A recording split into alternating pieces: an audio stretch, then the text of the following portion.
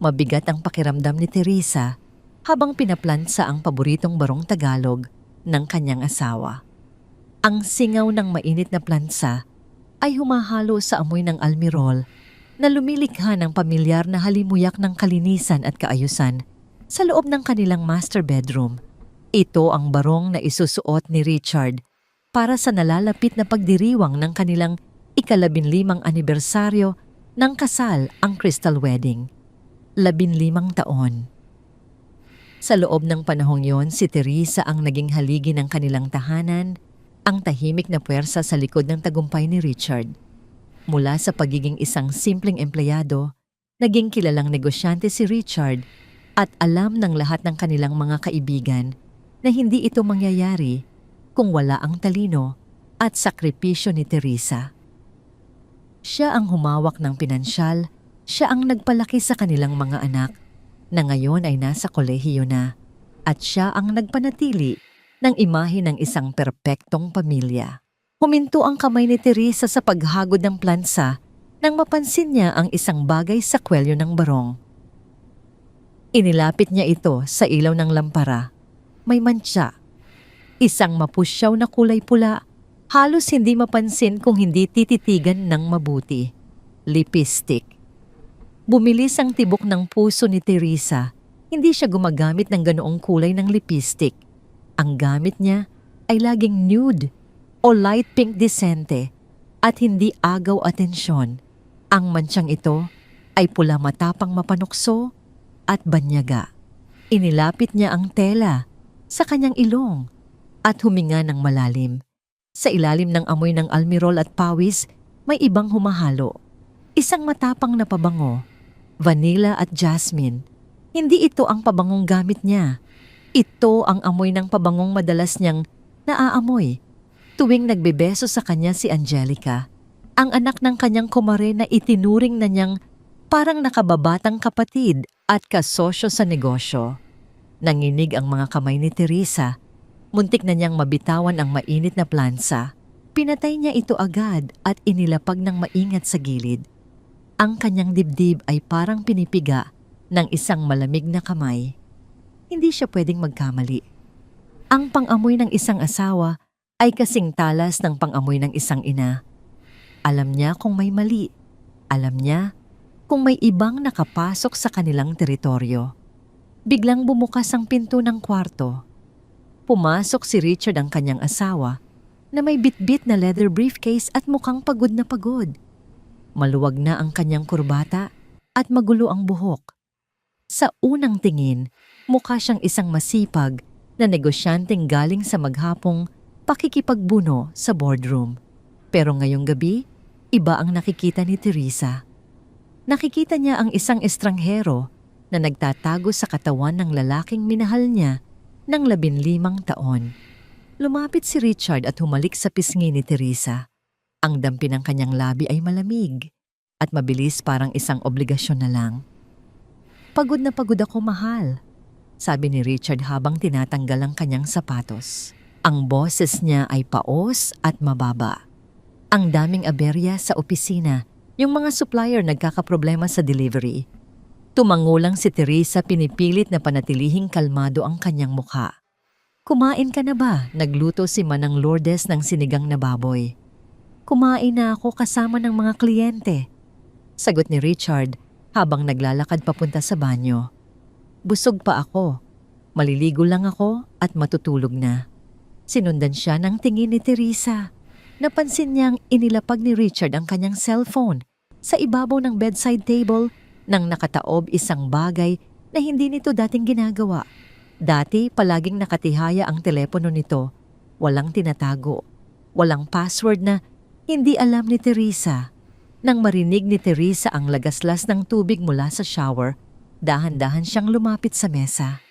Ang bawat hakbang niya ay maingat, parang ayaw niyang gumawa ng kahit anong ingay na mag-a-alert sa asawa.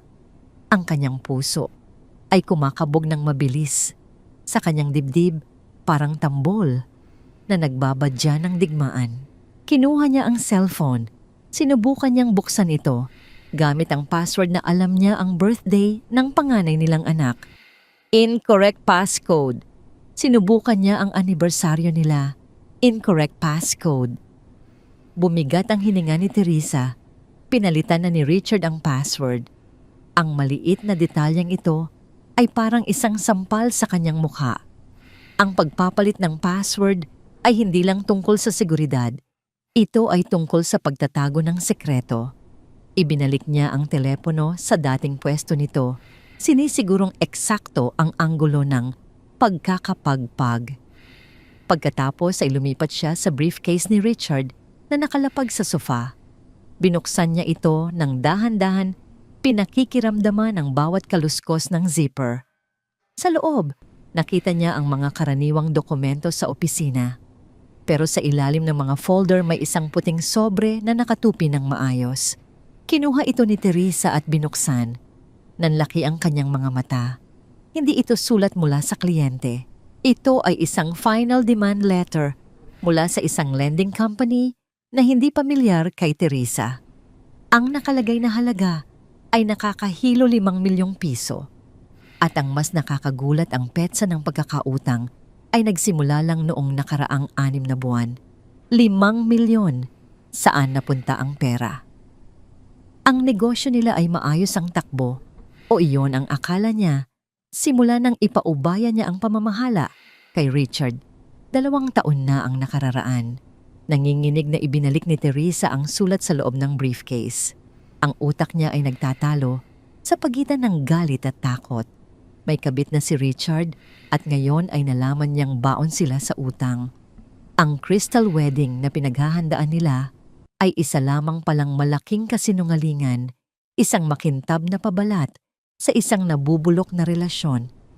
Biglang tumigil ang lagaslas ng tubig sa banyo. Mabilis na isinara ni Teresa ang briefcase at bumalik sa tabi ng plansahan. Kinuha niya ulit ang barong at nagkunwaring busy sa pag-aayos ng kwelyo nito. Lumabas si Richard na nakatapis lang ng tuwalya. "Mahal, nakita mo ba yung charger ko?" Tanong nito habang nagpupunas ng buhok. "Nasa drawer sa tabi ng kama," sagot ni Teresa nang hindi tumitingin. Ang boses niya ay matatag, walang bahid ng pagdududa. Iyon ang natutunan niya sa loob ng maraming taon ng pagiging ina at negosyante. Huwag na huwag mong ipapakita sa kalaban na nasasaktan ka. "Salamat," sabi ni Richard. "Nga pala bukas baka gabihin ako ulit. May emergency meeting kami ni Angelica tungkol sa expansion sa Cebu." Nang marinig niya ang pangalan ni Angelica, parang may kumurot sa tiyan ni Teresa. Ang lakas ng loob niyang banggitin ang pangalan ng babaeng yon sa loob ng kwarto nila. "Sige, mag-iingat ka," sabi ni Teresa.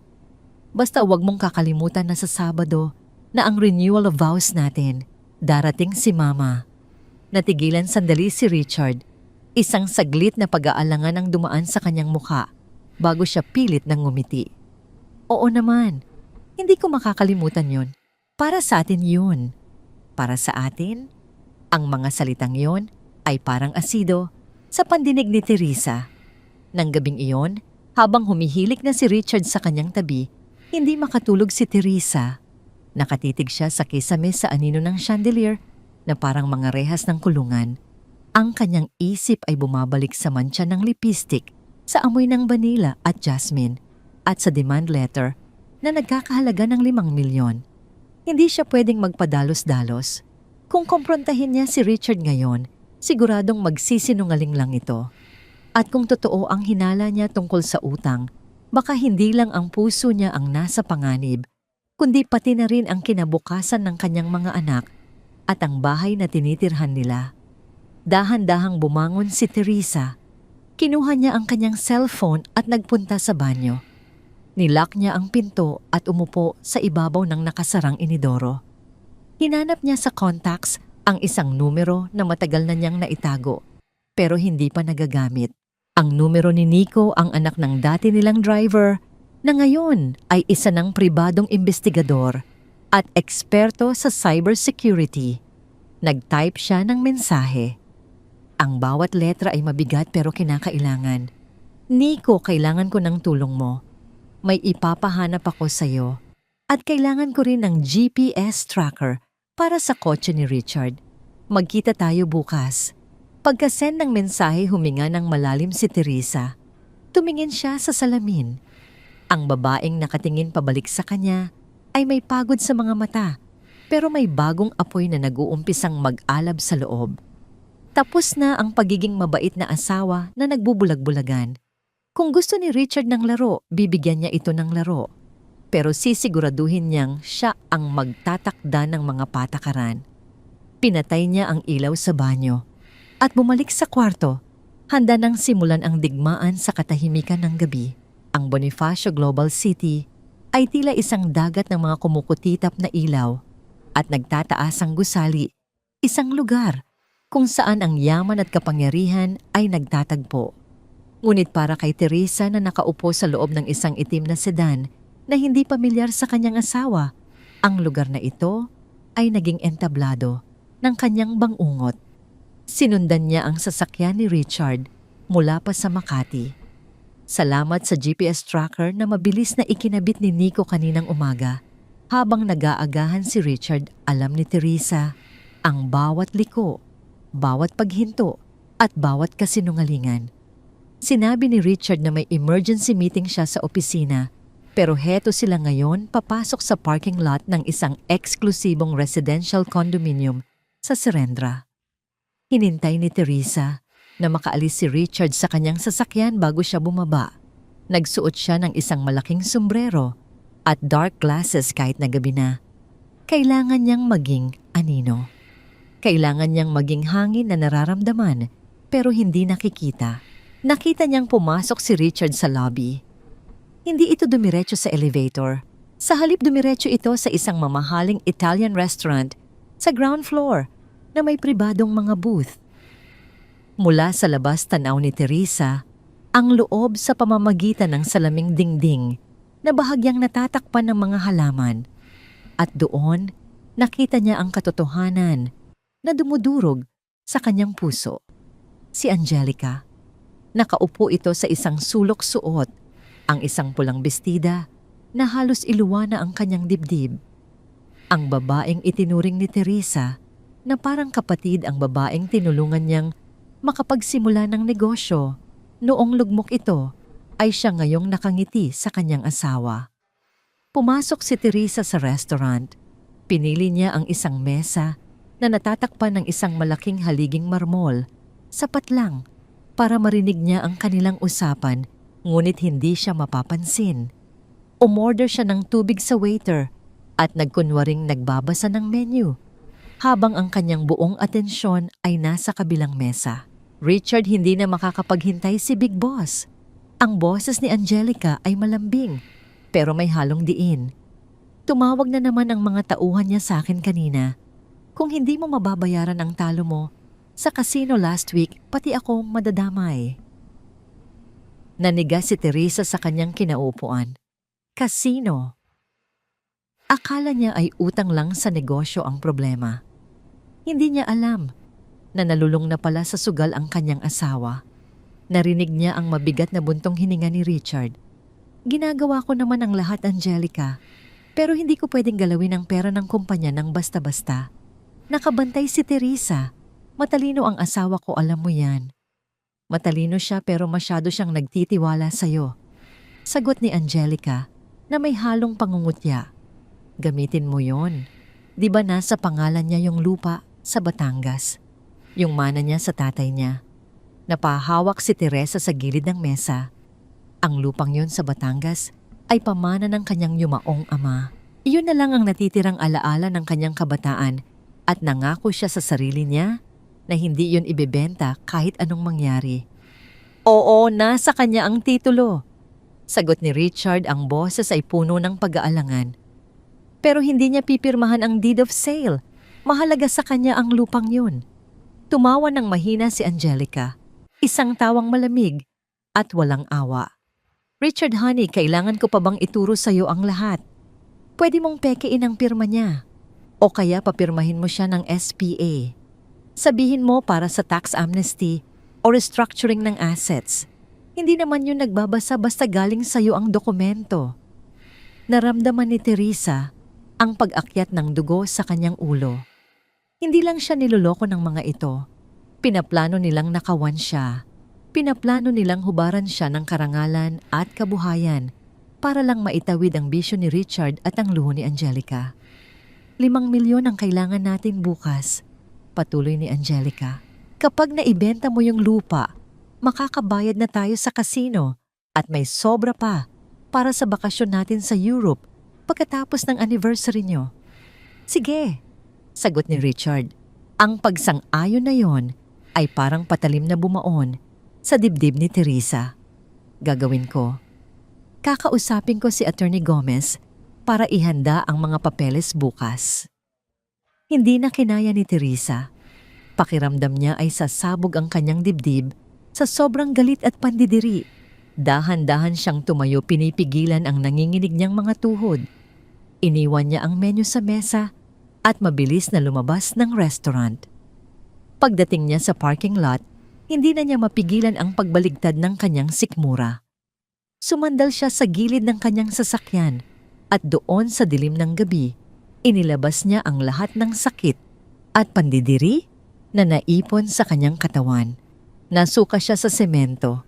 Ang asim at pait sa kanyang lalamunan ay sumasalamin sa pait ng kanyang nalaman. Habol ang hininga, pinunasan ni Teresa ang kanyang bibig gamit ang likod ng kanyang palad. Tumulo ang kanyang luha, pero hindi dahil sa lungkot. Ito ay luha ng galit.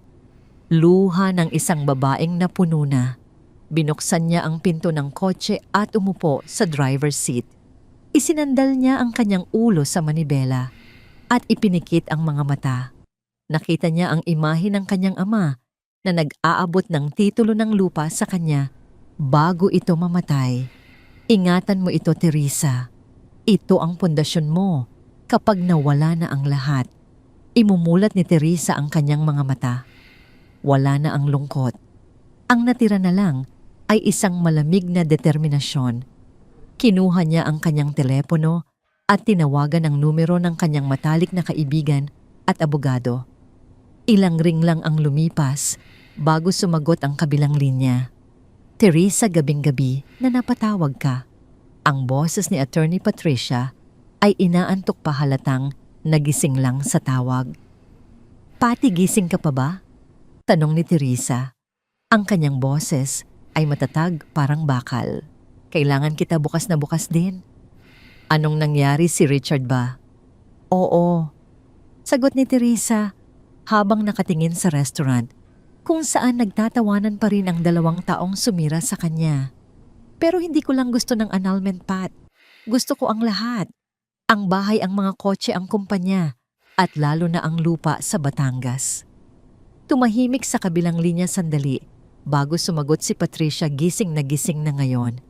Teresa, anong ginawa nila? Tinangka nilang nakawan ako, Pat. At ngayon, hinigpitan ni Teresa ang hawak sa telepono. Ngayon ipapakita ko sa kanila kung paano lumaban ng isang tunay na may-ari. Ihanda mo ang special power of attorney. May pipirmahan si Richard pero hindi yun ang iniisip niya. Pinatay ni Teresa ang tawag at pinaandar ang makina ng sasakyan. Habang papalayo siya sa BGC, hindi na siya ang asawang umiiyak. Siya na ang babaeng may plano. At sa larong ito ng pera at pag-ibig, sisiguraduhin niyang siya ang huling titindig. Pagpasok ni Teresa sa kanilang silid, ang liwanag ng umaga ay tumatagos sa kurtina na lumilikha ng mga guhit ng anino sa sahig na gawa sa nara. Nakaayos na ang kanyang mukha sa isang maskara ng perpektong asawa, isang ngiti na hindi umaabot sa mata, isang haplos na walang init. Si Richard ay natutulog pa rin, ang kanyang mukha ay payapa, tila walang bakas ng kasalanan mula sa nakaraang gabi.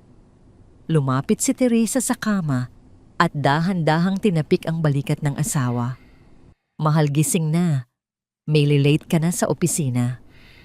Ang kanyang boses ay malambing gaya ng nakasanayan, pero sa loob-loob niya gusto niyang sumigaw. Gusto niyang yugyugin ito at tanungin kung paano nito nagagawang matulog nang mahimbing matapos ipagbili ang kinabukasan ng kanilang pamilya. Nagising si Richard, kinusot ang kanyang mga mata at nagunat.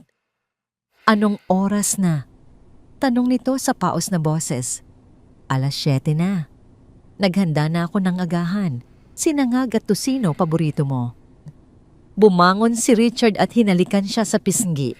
Ang amoy ng alak at sigarilyo ay kumapit pa rin sa kanyang balat, isang paalala ng kanyang mga bisyo. Salamat mahal, the best ka talaga. Habang kumakain sila sa hapagkainan, pinapanood ni Teresa ang bawat subo ng asawa. Ang bawat nguya nito ay parang insulto. Paano nito nagagawang magpanggap na normal ang lahat? Nga pala Richard, panimula ni Teresa, pinipilit na panatilihin ang tono ng kaswal na usapan. Tumawag si Attorney Gomez kahapon. Natigil si Richard sa pagsubo. Ang kutsara ay nanatili sa ere ng ilang sandali bago niya ito dahan-dahang ibinaba. Si Attorney Gomez bakit? Tungkol sa tax amnesty program ng BIR. Pagsisinungaling ni Teresa ng walang kurap. Ito ang plano nila ni Patricia. Gamitin ang takot ni Richard sa gobyerno at sa mga utang nito para makuha ang gusto niya. Sabi niya, may bagong regulation daw na kailangan nating ayusin ang mga assets natin bago mag-audit ang BIR next month. Delikado raw kung nasa pangalan mo pa rin ang kumpanya at ang bahay dahil sa mga issue sa past filings mo. Nakita ni Teresa ang takot sa mga mata ni Richard. Alam niya na may tinatagong kalokohan ito sa pondo ng kumpanya, kaya takot ito sa audit. Talaga anong sabi niya? Tanong ni Richard halatang kinakabahan. Sabi niya, ang pinakamagandang solusyon ay ilipat muna pansamantala ang lahat sa pangalan ko. Isang deed of donation o kaya absolute sale para lang mawala sa radar ng BIR ang mga assets mo habang inaayos natin ang tax liabilities. Tinitigan siya ni Richard. Sa loob ng ilang segundo akala ni Teresa ay nabasa na nito ang kanyang plano. Pero pagkatapos ay nakita niya ang pagliwanag ng mukha nito, isang halo ng lito at pag-asa. Sa pangalan mo ulit ni Richard. Oo, pansamantala lang naman mahal, para lang protektahan ang pamilya natin. Alam mo naman na ako ang naghahandle ng finances dati, kaya mas malinis ang record ko. Tumango-tango si Richard.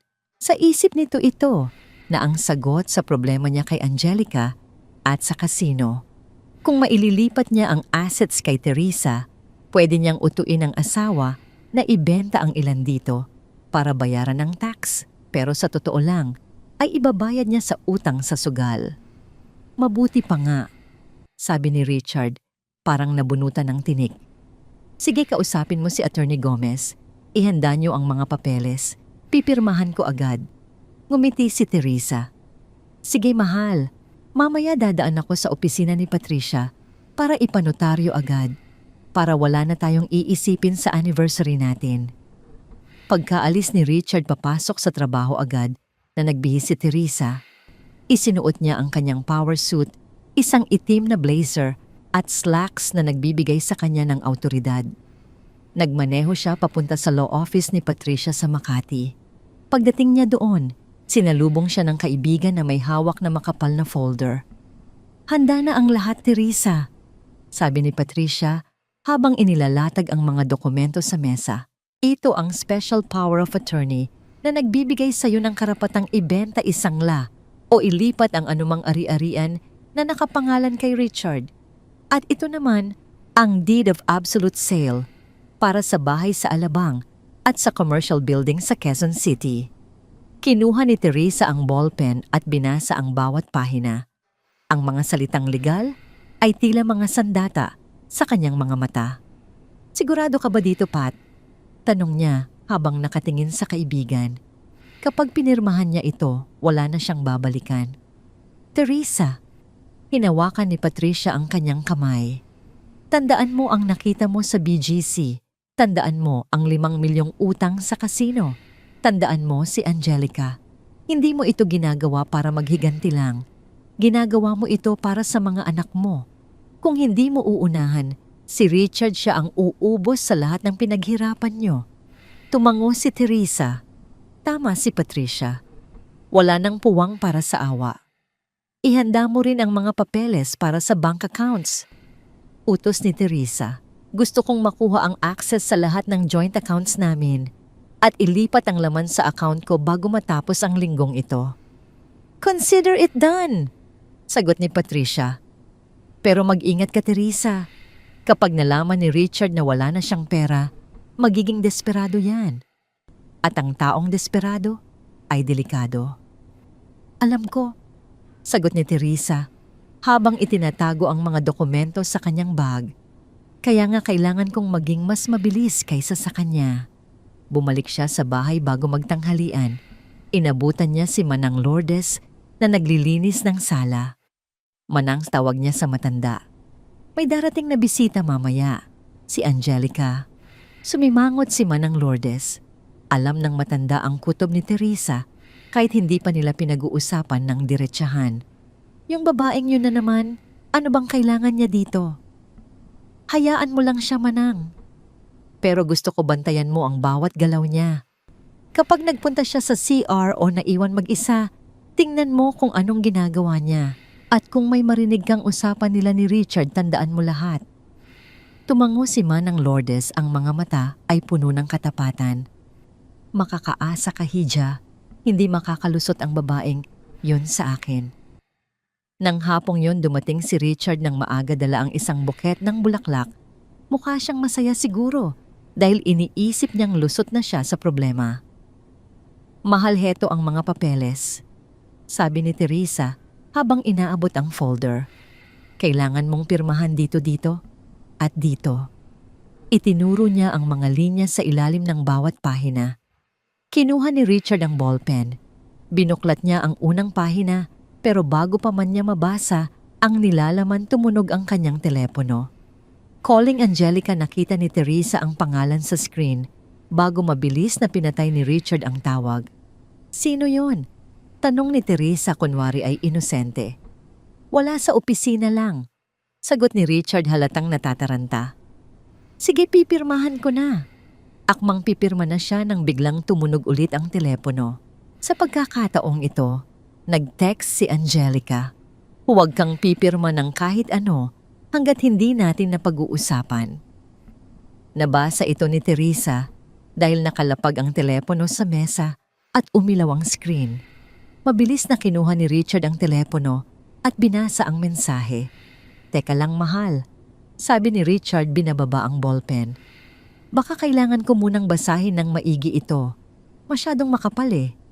Bumilis ang tibok ng puso ni Teresa. Muntik na niyang makuha ang pirma. Pero dahil kay Angelica, nagdadalawang isip na naman ang asawa niya. Sige, Richard, sabi ni Teresa nang may pagtitimpi. Basahin mo. Pero tandaan mo, bukas na ang deadline ng BIR. Kapag na-audit tayo at nakita nilang nasa pangalan mo pa rin ang lahat, baka makulong ka pa dahil sa tax evasion. Ang banta ng kulungan ay nagpabalik ng takot sa mukha ni Richard. Tumingin siya sa mga dokumento, tapos sa telepono niya, tapos kay Teresa. Bukas ng umaga, sabi ni Richard. Pipirmahan ko bukas ng umaga. Pagod lang ako ngayon. Tumango si Teresa at kinuha ang folder. Sige, bukas ng umaga. Pag-akyat ni Richard sa kwarto, naiwan si Teresa sa sala. Ang kanyang mga kamay ay nakakuyom. Bukas, may isa pa siyang pagkakataon at sisiguraduhin niyang sa susunod na hawakan ni Richard, ang ballpen na yon, wala na siyang kawala. Ang hardin ni Teresa ay isang obra maestra ng mga orkideya at mga halamang namumulaklak, isang santuwaryo na kanyang inalagaan sa loob ng maraming taon. Ngunit sa hapong ito, ang kapayapaan ng hardin ay nabahira ng isang presensya na hindi imbitado. Si Angelica ay dumating lulan ng isang pulang sports car na halos kasing ingay ng kanyang pagkatao. Suot niya ang isang puting silk blouse at pencil skirt na humuhubog sa kanyang katawan at ang kanyang mga takong ay lumulubog sa damuhan habang naglalakad siya palapit sa garden table kung saan naghihintay si Teresa. Teresa, ang ganda-ganda mo naman. Bati ni Angelica sa baybso. Ang halimuyak ng kanyang pabango vanilla at jasmine ay muling sumampal sa pang-amoy ni Teresa. Ito ang parehong amoy na nasa barong ni Richard. Pinilit ni Teresa ng ngumiti kahit na gusto niyang ihagis ang mainit na tsaa sa mukha ng babaeng ito. Salamat, Angelica. Upo ka. Naghanda ako ng merienda. Umupo si Angelica at inilibot ang tingin sa paligid. Grabe ang laki talaga ng bahay niyo, no? Parang ang lungkot lang minsan kapag kayo lang ni Richard ang nandito. Hindi naman, sagot ni Teresa habang nagsasali ng tsa. Puno ito ng alaala ng pamilya namin. At saka madalas naman kaming magkakasama ni Richard dito. Sa bagay, sabi ni Angelica habang kumukuha ng isang hiwa ng cake. Pero alam mo minsan, naiisip ko parang masyadong malaki ang maintenance ng ganitong bahay. Hindi ba kayo nahihirapan sa gastusin? Natigilan si Teresa sa paghahalo ng asukal. Alam niya kung saan papunta ang usapan. Gusto ni Angelica na maramdaman niyang pabigat ang bahay para mas madaling kumbinsihin ni Richard na ibenta ito. Maayos naman ang finances namin, Angelica. Sagot ni Teresa ng may diin. Bakit mo naman natanong? May problema ba sa cash flow ng negosyo niyo ni Richard? Mabilis na umiling si Angelica, pero nakita ni Teresa ang bahagyang pagkislap ng takot sa kanyang mga mata. Wala naman. Naisip ko lang baka gusto niyong mag-downsize ngayong malalaki na ang mga bata. Sayang din kasi ang equity kung nakatingga lang sa lupa. Equity. Bulong ni Teresa. Alam mo, Angelica, may mga bagay na hindi nababayaran ng pera. Ang tahanan ay hindi lang asset. Ito ay pundasyon. Tinitigan siya ni Angelica ng matalim. Sa sandaling iyon, nawala ang maskara ng pagkakaibigan. Nakita ni Teresa ang tunay na kulay ng babaeng ito, isang ahas na naghihintay ng tamang pagkakataon para tumuklaw. Dumating si Manang Lourdes, dala ang isang pitsel ng malamig na tubig. Ang matanda ay tahimik na lumapit, pero ang kanyang mga mata ay nakapako kay Angelica. Manang pakirefill nga ng tubig si Ma'am Angelica. Utos ni Teresa. Lumapit si Manang Lourdes. Habang nagsasalin aksidenteng tumagilid ang pitsel at natapon ang malamig na tubig sa mamahaling sapatos ni Angelica. Napapitlag si Angelica at napatayo. Ano ba yan? Tignan mo ang ginawa mo. Sigaw niya sa matanda. Naku, pasensya na po, ma'am. Sabi ni Manang Lourdes nang walang anumang bahid ng pagsisisi sa boses. Madulas po kasi ang baso. Madulas. Ang tatanga naman ng mga katulong niyo. Bulyaw ni Angelica habang pinupunasan ang kanyang basang paa gamit ang tissue. Angelica? Saway ni Teresa. Ang kanyang boses ay mababa pero may talim. Huwag mong sigawan ang kasambahay ko sa pamamahay ko. Natigilan si Angelica. Tumingin siya kay Teresa at nakita ang apoy sa mga mata nito. Sa unang pagkakataon, naramdaman niyang hindi na ito ang dating Teresa na sunod-sunuran. Sorry? Sabi ni Angelica ng pabalang. Nabigla lang ako. Mahal kasi itong sapatos ko. Maiintindihan ko, sagot ni Teresa. Pero sa susunod mag-ingat ka sa tinatapakan mo. Baka hindi lang tubig ang matapon sa'yo. Pagkatapos ng insidenteng iyon, nagpaalam si Angelica na mag-aayos daw muna sa powder room. Sinundan siya ng tingin ni Teresa. Alam niyang hindi lang ito mag-aayos. May tinatago itong agenda. Kinuha ni Teresa ang kanyang cellphone at binuksan ang app na konektado sa CCTV sa loob ng bahay. May camera sa hallway malapit sa powder room. Nakita niya si Angelica na pumasok pero hindi ito nagtagal sa loob. Lumabas ito agad at dahan-dahang naglakad papunta sa home office ni Richard. Nakabukas ang pinto ng opisina. Pumasok si Angelica. Mabilis na naglakad si Teresa pabalik sa loob ng bahay. Hindi siya pwedeng magpahalata na alam niya. Kailangan niyang marinig ang usapan. Tumigil siya sa gilid ng pinto ng opisina nakasandal sa pader. Richard, nasisiraan ka na ba? Ang boses ni Angelica ay mahina pero gigil. Bakit hindi mo pa napapapirma si Teresa sa SPA? Bukas na ang deadline natin sa casino. Sinusubukan ko, Angelica. Sagot ni Richard na parang naiipit. Pero matalino si Teresa. Nagdududa na siya.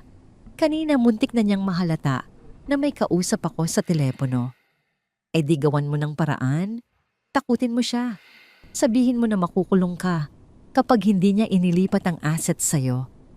Gamitin mo ang takot niya para makuha ang gusto natin. Napapikit si Teresa sa galit. Ang kapal ng mukha. Nasa loob ng pamamahay niya, kumakain ng pagkain niya at nagpaplano kung paano siya lolokohin. Gagawin ko mamaya, sabi ni Richard. Pag alis niya, pipilitin ko siyang pirmahan. Siguraduhin mo lang, banta ni Angelica. Dahil kapag hindi tayo nakabayad, hindi lang ikaw ang malalagot. Alam ng mga sindikato kung saan ka nakatira. Baka pati ang pamilya mo madamay. Nanlamig si Teresa. Sindikato. Mas malala pa pala ang sitwasyon kaysa sa iniisip niya. Ang buhay ng mga anak niya ay nasa panganib dahil sa katangahan ni Richard. Umalis si Angelica sa opisina matapos ang ilang minuto. Nagmamadaling bumalik si Teresa sa hardin bago siya mahuli. Umupo siya ulit at uminom ng tsaa para pakalmahin ang kanyang nanginginig na mga kamay. Pagbalik ni Angelica, nakangiti na naman ito. Okay na ako, Teresa. Thanks sa merienda. Mauna na ako, may appointment pa ako. Sige, ingat, sabi ni Teresa nang hindi tumatayo. Pagkaalis ni Angelica, tinawagan agad ni Teresa si Nico. Nico, kailangan ko ng bodyguard para sa mga anak ko sa dorm. Utos ni Teresa. Ngayon din, at gusto kong doblehin mo ang security sa bahay. Masusunod, ma'am, sagot ni Nico. May nakuha na rin akong footage ng pagkikita nila sa casino. Isasend ko sa'yo mamaya. Huminga ng malalim si Teresa. Ang laban ay hindi na lang tungkol sa pera o karangalan. Tungkol na ito sa kaligtasan ng kanyang pamilya at kung kailangan niyang maging halimaw para protektahan sila, gagawin niya. Nang gabing iyon, habang naghahanda ng hapunan, napansin ni Teresa si Richard na umiinom ng whiskey sa sala. Mukhang problemado at balisa. Lumapit si Teresa. Mahal, okay ka lang. Tumingin si Richard sa kanya. Ang mga mata nito ay mapula at pagod. Teresa, tungkol sa mga papeles. Oo. Kailangan nating pirmahan. Yun mamaya. Tumawag ulit si Attorney Gomez. Sabi niya, may bagong memo ang BIR. Mas mahigpit na sila ngayon. Kung hindi natin maililipat ang assets sa'yo, baka ma-freeze ang lahat ng accounts natin. Tinitigan siya ni Teresa. Alam niyang nagsisinungaling ito. Ito ang script na ibinigay ni Angelica. Sige, Richard, sagot ni Teresa nang may kakaibang ngiti. Pagkatapos nating kumain, pipirmahan natin lahat. Sa isip ni Teresa, pipirma tayo. Pero hindi sa mga dokumentong gusto mo. Pipirma tayo sa mga dokumentong magwawakas sa lahat ng ito. Ang gabi ay mabigat at puno ng tensyon. Sa labas ang ulan ay bumabagsak ng walang patid na para bang nakikiramay sa bagyong namumuo sa loob ng tahanan ni Teresa at Richard. Sa loob ng kanilang home office, nakaupo si Richard sa kanyang desk, nakatitig sa kawalan. Ang kanyang mukha ay maputla at pawisan at ang kanyang mga kamay ay nanginginig habang hawak ang isang baso ng whiskey.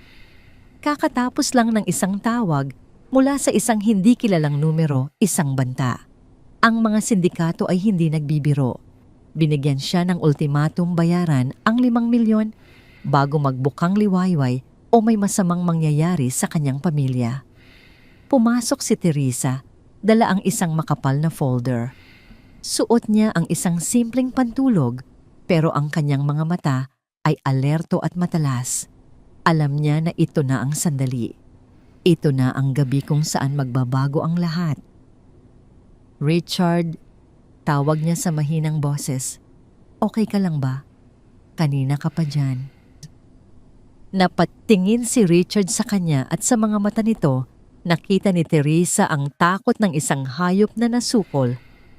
Teresa, kailangan nating pirmahan yung mga papeles. Ngayon na. Bakit ngayon mahal gabing-gabi na? Tanong ni Teresa, kunwaring nag-aalala. Pwede naman bukas ng umaga.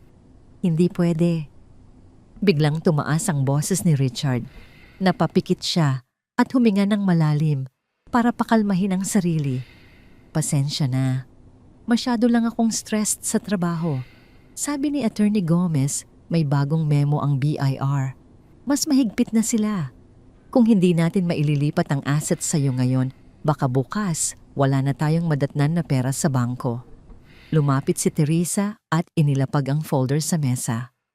Sa loob nito ay ang mga dokumentong inihanda ni Patricia, ang Special Power of Attorney SPA, ang Deed of Absolute Sale para sa bahay at lupa sa Alabang at ang Deed of Donation para sa commercial building. Lahat ng ito ay nakatago sa ilalim ng mga pekeng dokumento tungkol sa loan restructuring at tax amnesty na ginawa ni Teresa para lituhin si Richard. Sige Richard, sabi ni Teresa nang may pag-aalinlangan sa boses. Kung yan ang sabi mo, pero sigurado ka bang ito ang tama? Parang ang bilis naman ng lahat. Oo, Teresa, ito ang tama. Sagot ni Richard habang mabilis na binubuklat ang folder. Pipirmahan ko na. Saan ba dito? Itinuro ni Teresa ang mga pahina kung saan kailangan ang pirma ni Richard. Dito sa page 5 para sa loan application, dito sa page 12 para sa tax amnesty, at dito sa page 20 para sa asset protection. Sa page 20 nakasingit ang Deed of Absolute Sale. Sadyang makapal ang mga dokumento at maliliit ang letra para tamarin si Richard na basahin ang bawat detalye. At dahil sa takot at alak alam ni Teresa na hindi ito magiging mapanuri, kinuha ni Richard ang ballpen. Nanginginig ang kanyang kamay habang pumipirma. Ang bawat hagod ng tinta sa papel ay parang tunog ng pagsara ng rehas ng kulungan para kay Teresa. Unang pirma, loan application peke. Pangalawang pirma, tax amnesty peke. Pagdating sa pangatlong dokumento, biglang huminto si Richard. Tinitigan niya ang pamagat ng papel, Deed of Absolute Sale. Nanlamig si Teresa. Napansin niya ba? Teka, sabi ni Richard, ang boses ay puno ng pagdududa. Bakit deed of sale ito? Akala ko ba donation lang o transfer? Mabilis na nag-isip si Teresa. Ayan ang sabi ni Attorney Gomez Mahal. Mas mabilis daw ma-process ang sale kaysa donation dahil mas mababa ang tax implications sa ngayon. Huwag kang mag-alala, formality lang yan. Sa atin pa rin naman mapupunta ang pera, di ba? Tinitigan siya ni Richard. Sa mga matang yon nakita ni Teresa ang isang saglit ng pag-aalinlangan. Kilala niya ang asawa niya. Matalino ito sa negosyo, pero tanga sa pag-ibig at takot. Sigurado ka? Tanong ni Richard. Richard! Hinawakan ni Teresa ang kamay ng asawa. 15 taon na tayong magkasama. Kailan ba kita niloko? Ginagawa ko ito para sa atin. Para sa mga bata. Kung ayaw mong pirmahan, sige, hayaan nating kunin ng gobyerno ang lahat. Ang pagbanggit sa mga bata at sa gobyerno ang nagtulak kay Richard sa bangin. Naalala niya ang banta ng sindikato. Kung mawawala ang lahat, paano siya magbabayad? Pero kung nasa pangalan ni Teresa, pwede niyang pilitin ang asawa na ibenta ito mamaya. Okay, sabi ni Richard parang sumusuko. Pipirmahan ko. At sa isang mabilis na galaw pinirmahan ni Richard ang Deed of Absolute Sale. Sa sandaling iyon naramdaman ni Teresa ang bigat na nawala sa kanyang dibdib. Ang bahay na ito, ang lupang kinatitirikan nila, ay kanya na. Hindi na ito maibebenta ni Richard para sa sugal. Hindi na ito makukuha ni Angelica. Pero hindi pa tapos si Teresa. May isa pa. Isa pa, mahal. Sabi ni Teresa, inilabas ang huling dokumento. Ang SPA para sa bank accounts. Kailangan ko ng full access para matransfer ko ang funds bago mag-freeze ang BIR. Tumingin si Richard sa papel. Special Power of Attorney. Ito ang magbibigay kay Teresa ng karapatang galawin ang lahat ng pera nila. Lahat tanong ni Richard. Lahat sagot ni Teresa ng matatag. Kailangan nating ilipat sa safe account ko. Bukas na bukas din. Nagdalawang isip si Richard. Kung ibibigay niya ang access, mawawalan siya ng kontrol. Pero ang takot sa sindikato ay mas malakas. Kung ma-freeze ang account, patay siya. Kung nasa kay Teresa, buhay pa rin ang pag-asa niyang makuha ang pera. Sige, sabi ni Richard. Pero ipangako mo, Teresa, kapag naayos na ito, ibabalik natin sa dati. Pangako, sagot ni Teresa. Isang pangako na alam niyang hindi niya tutuparin. Pinirmahan ni Richard ang SPA. Tapos na. Kinuha ni Teresa ang folder at niyakap ito sa kanyang dibdib. Salamat, mahal. Matulog ka na. Ako na ang bahala bukas. Tumayo si Richard, mukhang pagod na pagod at lasing. Salamat, Teresa. Buti na lang nandyan ka. Nang makalabas si Richard ng opisina, naiwan si Teresa na nakatayo sa gitna ng silid. Ang ulan sa labas ay lumakas palalo. Pero sa loob ng puso ni Teresa, may katahimikan na. Tinawagan niya agad si Patricia. Patapos na. Bulong ni Teresa sa telepono. Napirmahan na niya lahat. Good. Sagot ni Patricia sa kabilang linya. Dadalhin ko yan sa Registry of Deeds bukas ng umaga. At ang bank transfer gagawin natin online first thing in the morning. Salamat, Pat. Pagkababa ng telepono, umupo si Teresa sa swivel chair ni Richard. Hinaplos niya ang makinis na kahoy ng desk. Dito nagplano si Richard at Angelica kung paano siya lolokohin. At dito rin niya tinapos ang kanilang mga plano. Tumingin siya sa litrato ng pamilya nila na nakapatong sa mesa. Ang mga ngiti nila noon ay totoo pa. Ngayon, alaala na lang ang mga yon. Tumayo si Teresa at lumapit sa bintana. Nakita niya ang reflection niya sa salamin, isang babaeng nag-iisa pero nakatayo pa rin. Paalam, Richard. Bulong niya sa hangin. Paalam sa asawang minahal ko. Ang kasama ko na lang ngayon ay ang lalaking kailangan kong talunin. Pinatay niya ang ilaw sa opisina at lumabas dala ang susi ng kanyang kalayaan. Ang bukas ay magiging simula ng kanyang bagong buhay at sisiguraduhin niyang walang sino man ang makakakuha nito mula sa kanya. Ang umaga ay dumating na may dalang kakaibang katahimikan. Para kay Teresa, ito ang katahimikan bago ang bagyo.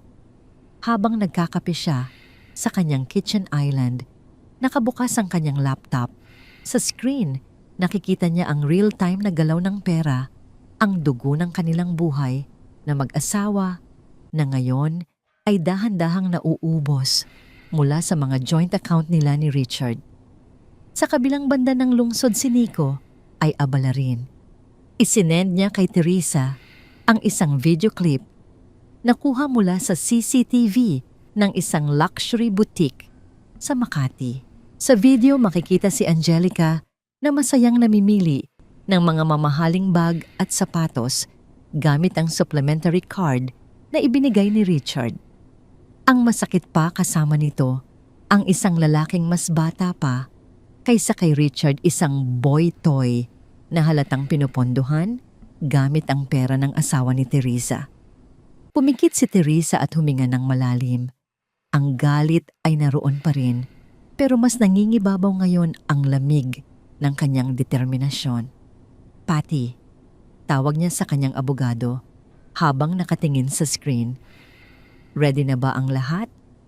Ready na. Sagot ni Patricia sa kabilang linya. Nasa bangko na ako.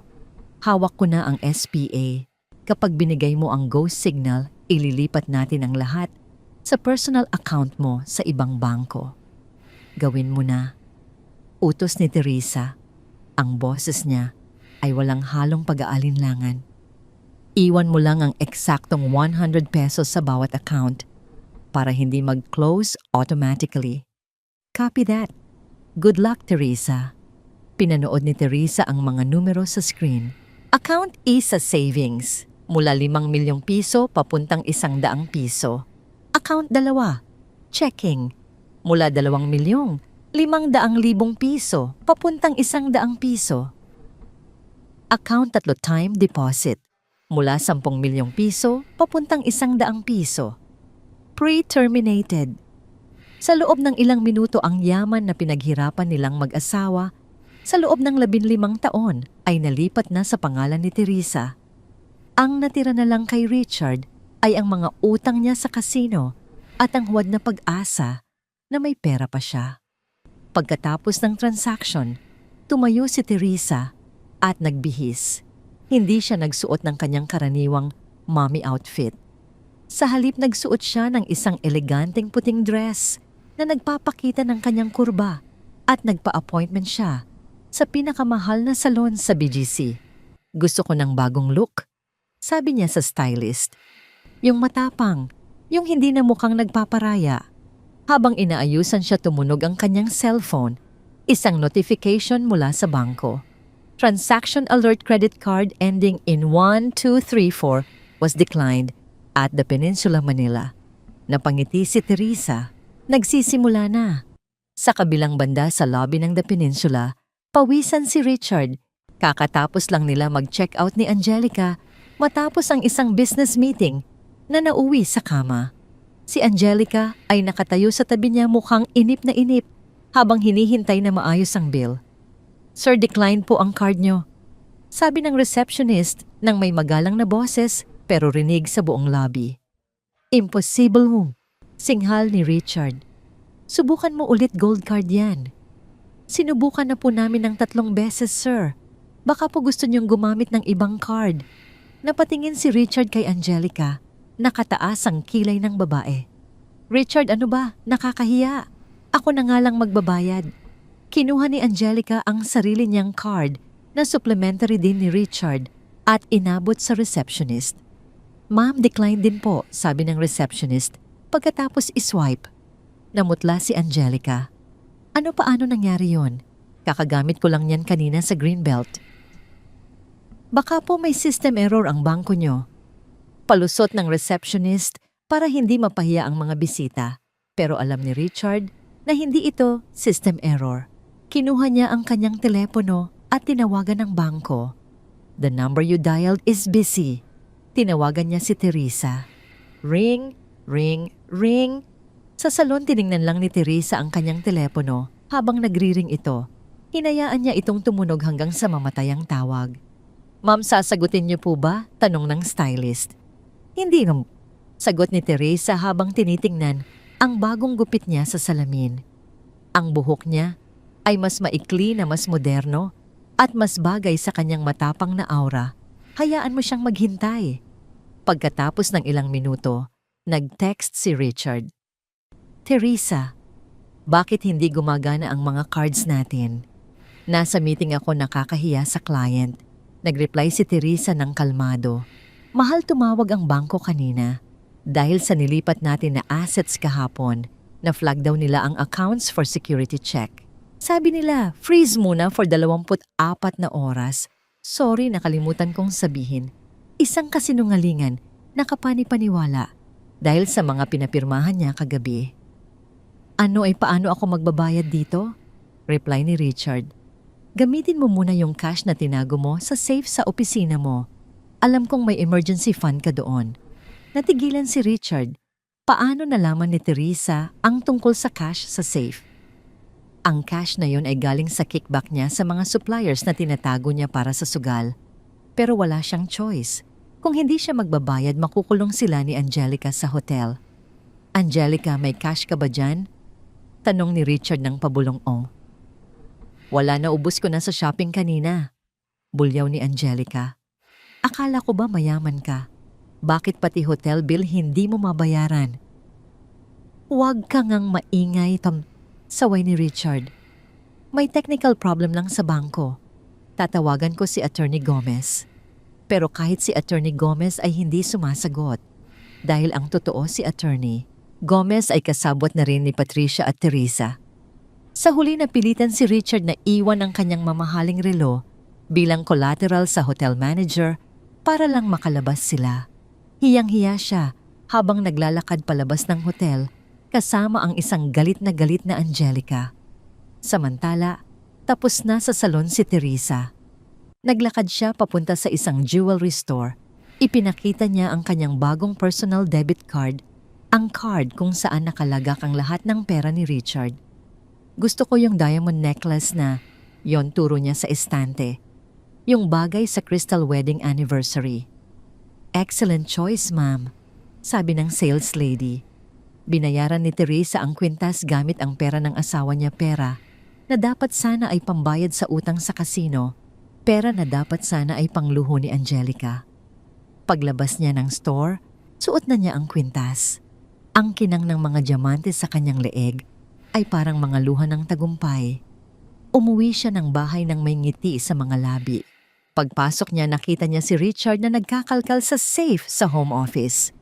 Kalat-kalat ang mga papel sa sahig. Teresa! Sigaw ni Richard nang makita siya. Saan napunta ang pera sa safe? Bakit wala na? Anong pera, mahal? Tanong ni Teresa ng inosente. Ang alam ko ginamit mo na yun pambayad sa suppliers last month, di ba? Nasa accounting records yun. Namutla si Richard. Alam niyang hindi totoo yun, pero hindi niya pwedeng aminin na ninakaw niya ang pera ng kumpanya para sa sariling interes. Natrap siya sa sarili niyang kasinungalingan. Oo nga pala, sabi ni Richard na paupo sa sahig dahil sa panghihina. Nakalimutan ko. Tinitigan siya ni Teresa. Sa sandaling iyon, nakita niya ang isang lalaking wasak. Walang pera, walang dangal, at walang alam na ang babaeng nasa harap niya ang may hawak ng kanyang leeg. Magpahinga ka na, Richard, sabi ni Teresa ng malambing. Bukas anniversary natin. Kailangan mong maging pogi. Hayaan mo na ang pera, kikitain ulit natin yan. Tumango si Richard na parang bata. Oo, Teresa. Salamat. Umakyat si Teresa sa kwarto, iniwan ng asawa sa gitna ng kanyang sariling kaguluhan. Ang unang yugto ng kanyang paghihiganti ay tapos na. Ang susunod ay ang pagtatanghal sa harap ng lahat at sisiguraduhin niyang ito ang pinakamakasaysayang anibersaryo sa kanilang buhay. 24 na oras bago ang malaking pagdiriwang ng kanilang crystal wedding anniversary. Ang hangin sa loob ng bahay ay tila huminto sa pag-ikot. Mabigat, tahimik at nakakapaso. Si Teresa ay nakatayo sa harap ng malaking salamin sa kanilang master bedroom, pinagmamasdan ng sarili. Ang kanyang bagong gupit na buhok ay umaalon ng bahagya sa kanyang mga balikat at ang kanyang mga mata ay walang mababakas na lungkot. Tanging isang malamig na determinasyon ang nakikita niya sa kanyang refleksyon. Sa ibabaw ng kama, maayos na nakalatag ang 3 makapal na sobre. Ang unang sobre ay kulay asul. Sa loob nito ay ang mga kopya ng Deed of Absolute Sale, Special Power of Attorney at mga patunay mula sa bangko na ang lahat ng ari-arian at pondo ay legal nang nakapangalan kay Teresa. Ito ang katibayan na binawi na niya ang lahat ng pundasyong itinayo niya para kay Richard. Ang pangalawang sobre ay kulay pula.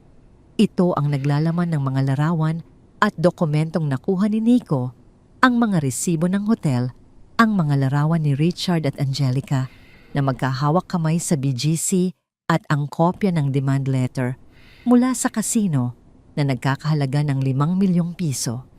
Ito ang armas na dudurog sa reputasyon ni Richard at magpapatunay sa lahat ng kanyang kasinungalingan. Ang pangatlong sobre ay kulay dilaw. Ito ang pinakamabigat sa lahat, kahit na ilang pirasong papel lang ang laman nito. Ito ang petition for annulment, pinirmahan na ni Teresa at handa ng isampa sa korte pagkatapos ng gabi ng pagdiriwang. Dahan-dahang hinaplos ni Teresa ang bawat sobre. Parang mga baraha ito sa isang sugal na matagal na niyang napanalunan, hinihintay na lang ang tamang pagkakataon para ilapag sa mesa. Bumukas ang pinto. Pumasok si Richard, mukhang pagod na pagod at balisa. Ang kanyang barong ay gusot at ang kanyang mga mata ay may malalaking eye bags. Mula nang ma-freeze ang kanilang mga account at mawala ang cash sa safe, hindi na ito nakatulog ng maayos. Ang pressure mula sa sindikato ng kasino ay lalong bumibigat sa kanyang balikat. Nagmadaling tinakpan ni Teresa ang mga sobre gamit ang isang throw pillow. Mahal bati ni Richard pilit na pinapasigla ang boses kahit halata ang panginginig nito. Lumapit siya kay Teresa at nag-abot ng isang maliit na paper bag. Para sa'yo. Happy advance anniversary. Kinuha ni Teresa ang paper bag at binuksan ito.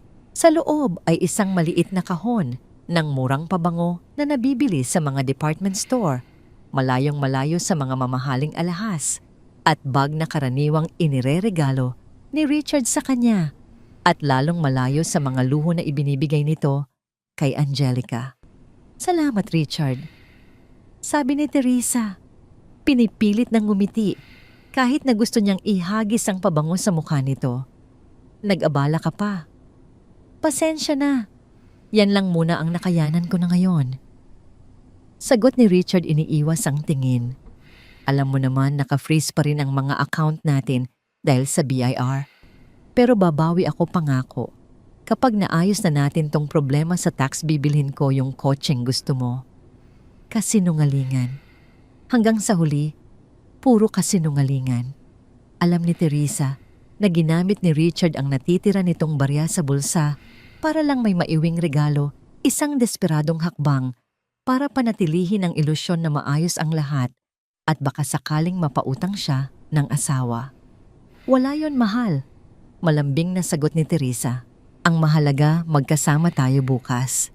Nga pala, may hinihingi sa akin si Attorney Gomez na processing fee para mapabilis yung pag-lift ng freeze order. Pwede mo ba akong abutan ng kahit 200,000 cash? Nanigas si Richard. Napalunok siya ng malalim. 200,000 cash. Wala akong ganyan kalaking cash ngayon, Teresa. Naubos na yung emergency fund natin, di ba? Ganun ba? Nagkunwaring nadismaya si Teresa. Sige, ako na lang ang gagawa ng paraan. Kukuha muna ako sa personal savings ko. Salamat, mahal. Ikaw talaga ang nagliligtas sa akin palagi. Sabi ni Richard, sabay yakap ng mahigpit kay Teresa. Sa yakap na yon, naramdaman ni Teresa ang panlalamig ng katawan ng kanyang asawa. Hindi ito yakap ng pagmamahal. Ito ay yakap ng isang taong nalulunod na kumakapit sa nag-iisang salbabida. Hindi alam ni Richard na ang salbabidang kinakapitan niya ay yari sa tingga. Pagkatapos magbihis ni Richard, nagpaalam si Teresa na may pupuntahan lang saglit. Kailangan niyang lumabas ng bahay. Kailangan niyang huminga ng malayo sa amoy ng kasinungalingan. Nagmaneho si Teresa papunta sa Redemptorist Church sa Baclaran. Ito ang simbahan kung saan siya madalas magdasal noong nagsisimula pa lang sila ni Richard, noong mga panahong hirap na hirap sila at wala pang sariling bahay. Pagpasok niya sa simbahan, ang amoy ng insenso at kandila ay nagbigay sa kanya ng pamilyar na kapanatagan. Naglakad siya palapit sa dambana ni Ina ng laging saklolo. Lumuhod siya sa malamig na marmol na sahig. Sa unang pagkakataon, mula nang malaman niya ang katotohanan, hinayaan ni Teresa na tumulo ang kanyang mga luha. Hindi na ito luha ng galit, kundi luha ng panghihinayang. Panghihinayang para sa 15 taon na tinapon lang ng kanyang asawa. Panghihinayang para sa pamilyang sinira nito. At panghihinayang para sa babaeng kinailangan niyang maging isang babaeng kayang durugin ang sarili niyang asawa ng walang awa. Patawarin mo po ako. Bulong ni Teresa habang nakatingin sa imahe ng Birheng Maria. Patawarin mo po ako sa gagawin ko bukas. Hindi ko ginustong maging ganito kalupit.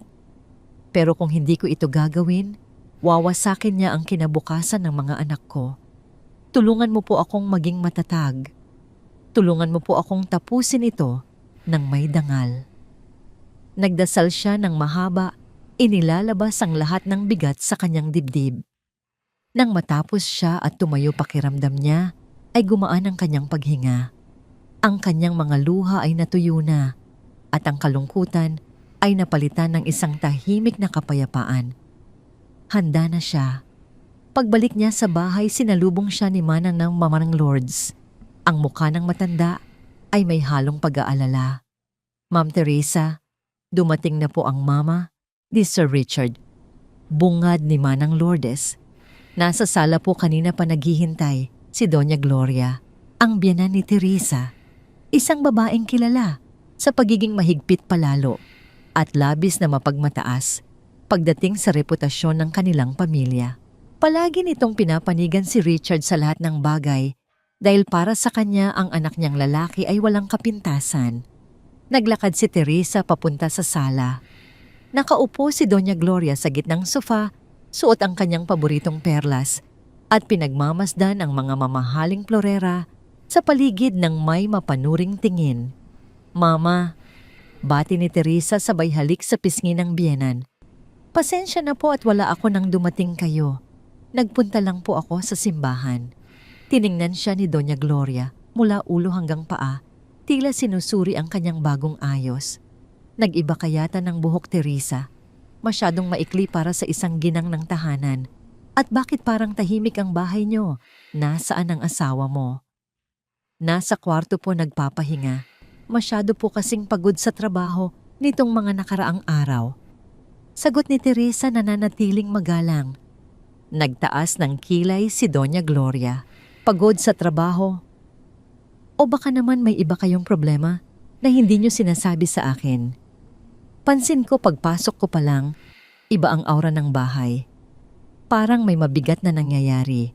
Nag-aaway ba kayo ni Richard? Kahit kailan matalas talaga ang pakiramdam ng biyenan niya. Pero hindi pa ito ang tamang oras para ibunyag ang lahat. Wala po kaming problema ni Richard, Mama. Sagot ni Teresa, tinitingnan ng diretso ang biyenan. Lahat po ay nasa ayos.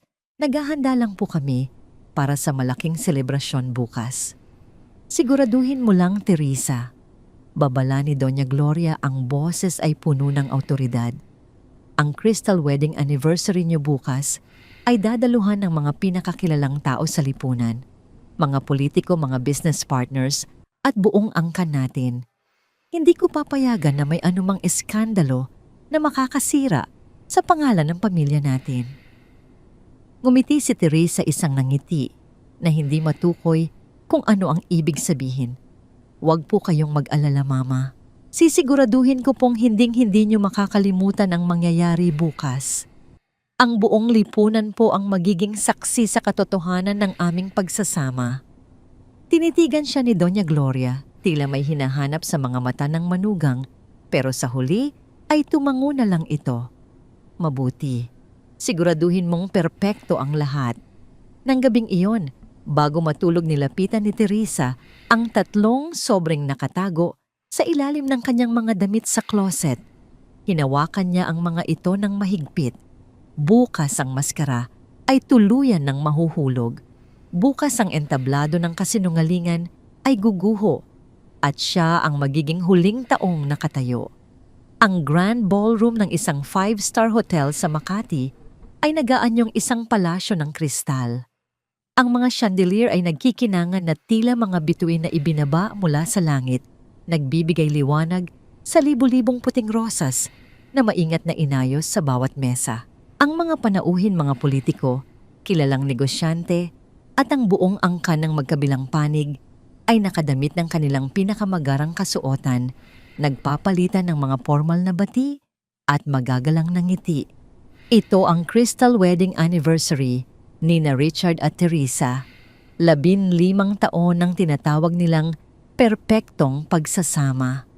Nakatayo si Teresa sa itaas ng grand staircase, pinagmamasdan ang dagat ng mga tao sa ibaba. Suot niya ang isang eleganteng midnight blue gown na gawa ng isang tanyag na designer.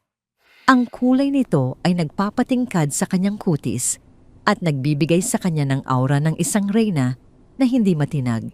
Sa kanyang leeg ay nakasabit ang diamond necklace na binili niya kahapon gamit ang pera ni Richard.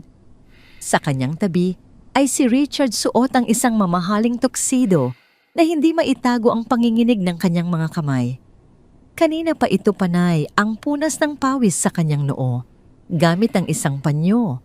Kahit na malamig ang aircon ng hotel, ang banta ng sindikato ay nasa isip niya bawat segundo. Bukas na ang deadline ng kanyang 5 milyong utang at hanggang ngayon, Nakakandado pa rin ang lahat ng bank accounts nila dahil sa investigasyon ng BIR. Richard, okay ka lang ba? Tanong ni Teresa. Ang boses ay may halong inosenteng pag-aalala. Pero ang mga mata niya ay kasing lamig ng yelo. Pinapawisan ka ng malagkit. Baka mapansin ng mga bisita. Lumingon si Richard kay Teresa. Pilit na inayos ang kanyang kurbata. Okay lang ako, mahal.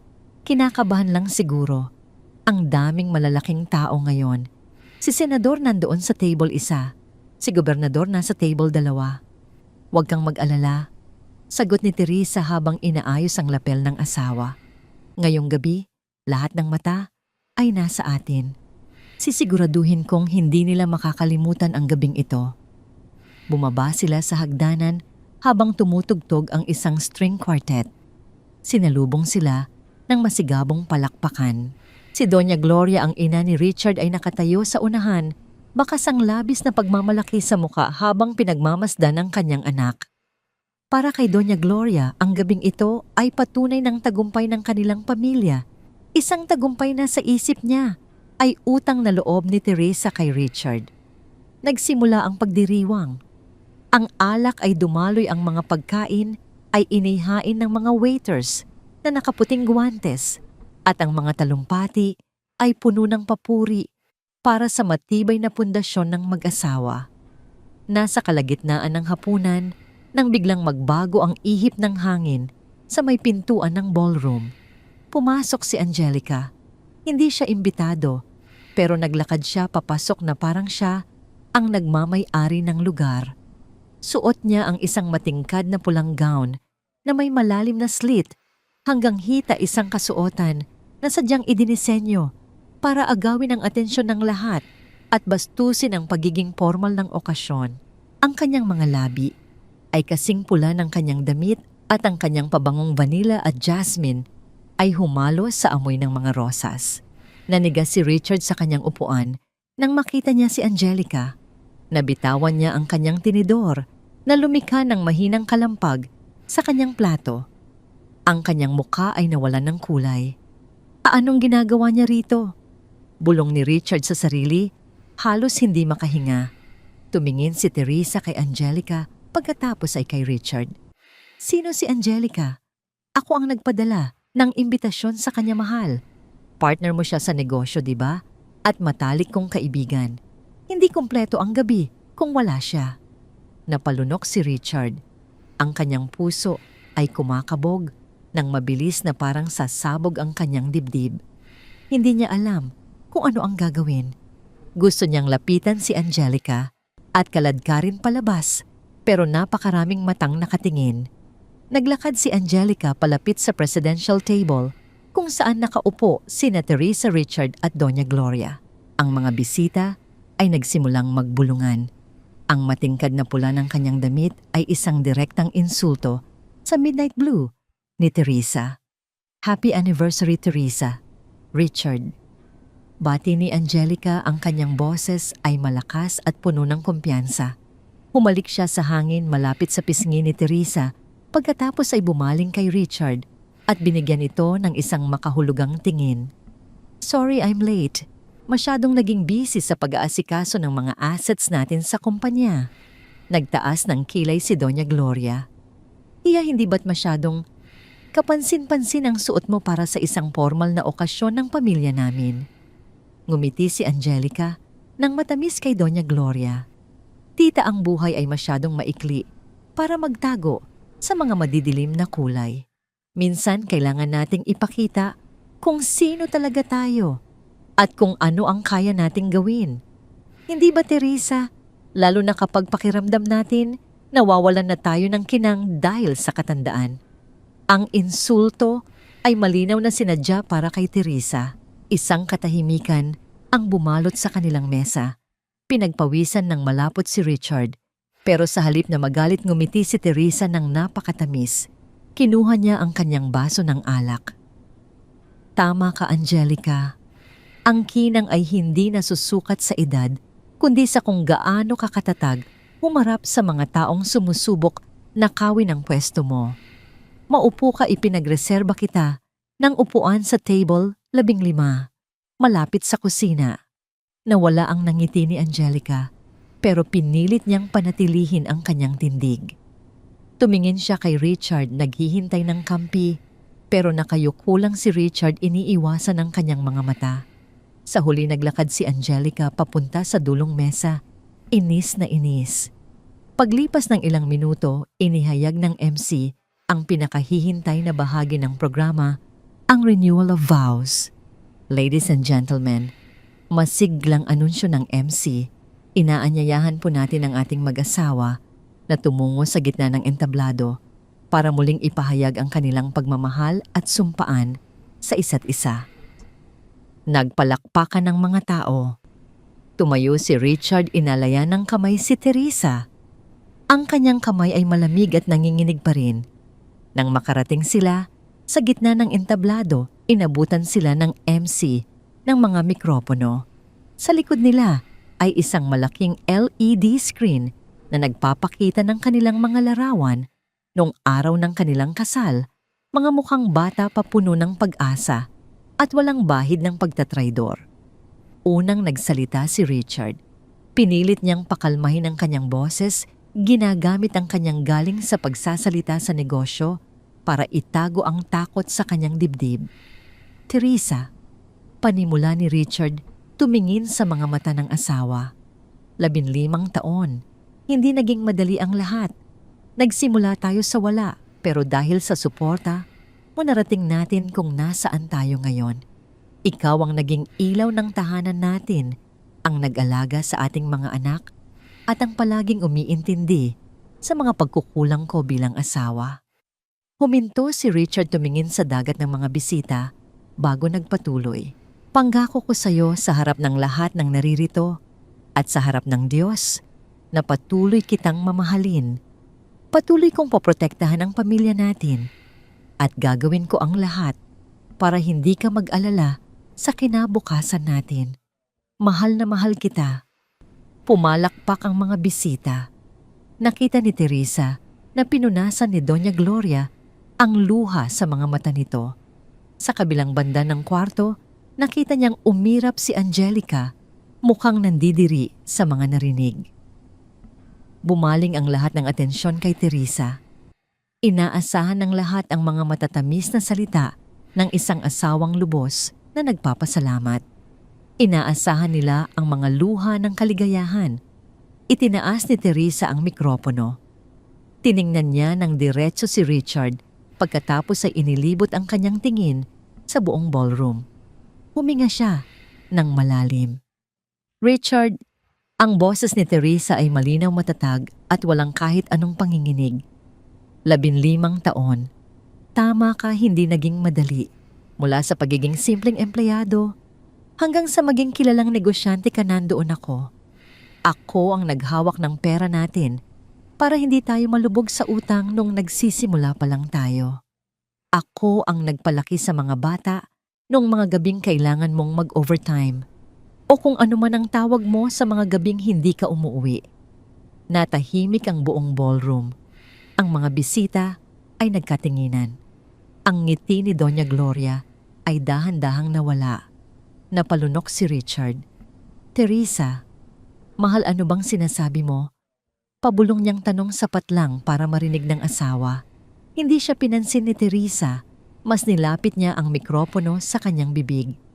Pinangako mo kanina na poprotektahan mo ang pamilya natin. Pinangako mo na hindi ako mag-aalala sa kinabukasan natin. Patuloy ni Teresa, ang kanyang boses ay unti-unting lumalakas, nagiging matalim. Napakaganda ng mga salita mo, Richard. Nakakaiyak. Pero naisip ko lang. Itinaas ni Teresa ang kanyang libreng kamay at nagbigay ng senyas kay Nico na nakatayo malapit sa control booth sa likod ng ballroom. Bago tayo tuluyang maghiwa ng cake, may inihanda akong isang munting regalo para sa asawa ko. Inanunsyo ni Teresa. Isang regalo na magpapakita ng tunay na estado ng ating kinabukasan. Namatay ang lahat ng ilaw sa ballroom. Ang tanging nagbibigay liwanag na lamang ay ang malaking LED screen sa likod nila.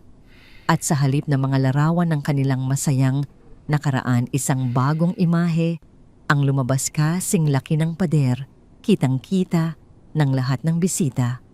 Ang entablado ng kasinungalingan ay opisyal ng gumuho. Ang oras ng paghukom ay nagsimula na. Ang katahimikan sa loob ng Grand Ballroom ay nakakabingi.